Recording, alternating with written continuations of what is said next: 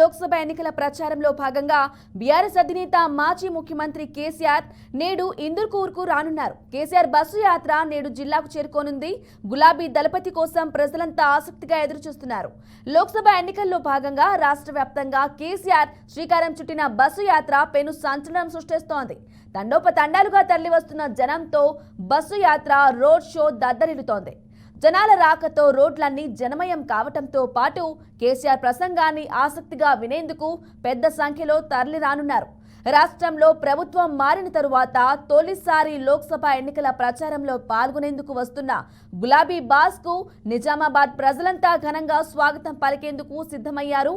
నిజామాబాద్ లోక్సభ పరిధిలో కేసీఆర్ టూర్ 2 రోజుల పాటు కొనసాగుతూ ఉండగా తొలి రోజు కార్యక్రమం జగిత్యాలలో ఆదివారం దిగ్విజయంగా పూర్తయింది.